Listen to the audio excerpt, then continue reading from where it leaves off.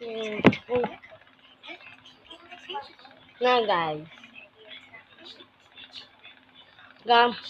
Kita nyo naman. Yan, iba na yung background ko. Dahil wala na po kami sa kainta. Lumipat na po kami.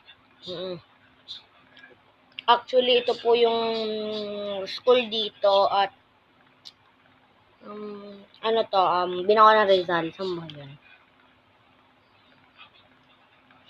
Alam ko, guys. Ayan. Ito po yung section ko, guys.